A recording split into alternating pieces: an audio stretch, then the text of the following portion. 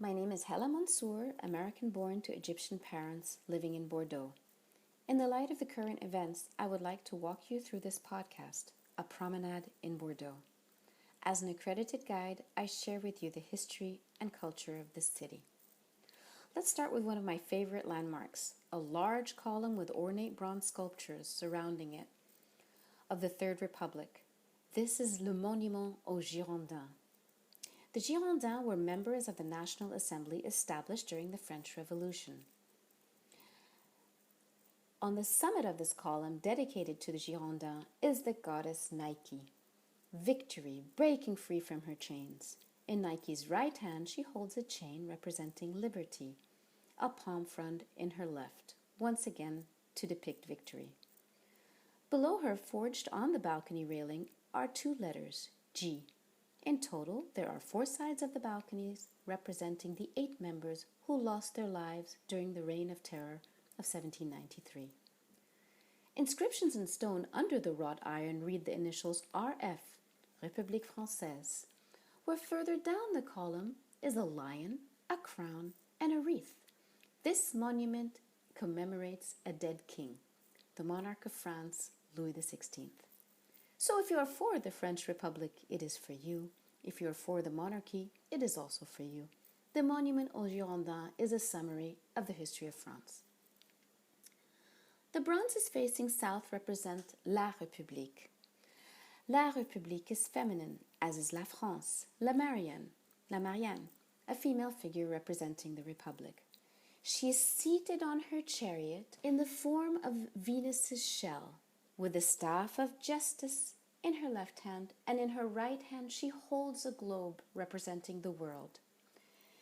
Just before her, to her right, is a blacksmith who pledges allegiance to the Republic with his left hand and passes the sword just forged with his right hand to Athena, the goddess of the art and strategy of warfare.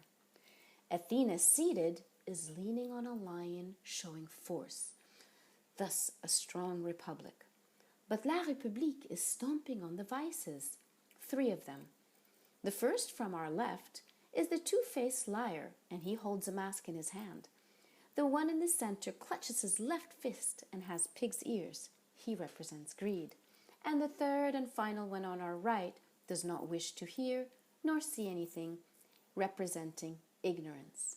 So lying, greed, and ignorance do not exist in the French Republic. On both sides of Marianne's chariot are 2 sets of 3 cherub-looking children. Those on her right represent military service, and on the left, education as obligations to the French Republic. We circle round to the second of the 4 sides of the monument, which faces east, and notice a time-line reading from top to bottom with 3 dates inscribed in oval medallions. 1789 being the outbreak of the Revolution, 1792 the king is caught and tried, and finally 1793, precisely on the 6th of January, Louis XVI is guillotined. For the bicentennial of the Reign of Terror, the city added a commemorative plaque with the names of the Girondins. On both sides of the plaque are 2 finely sculpted muses. The first to our left, looking back in time, is the muse of history, Clio, and holding a scroll of what we imagine to be parchment paper is the muse of eloquence, Calliope.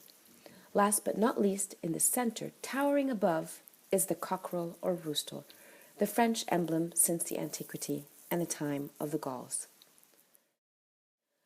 We wrap round this fountain or monument constantly to your left, and we reach bronzes facing north.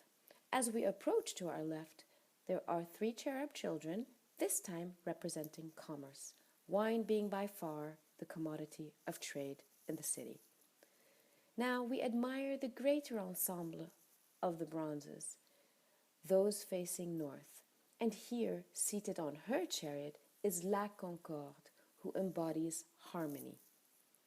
She raises a protective arm above 2 gentlemen, embracing one another, emphasizing fraternity between the boss and the worker, now that France is a republic.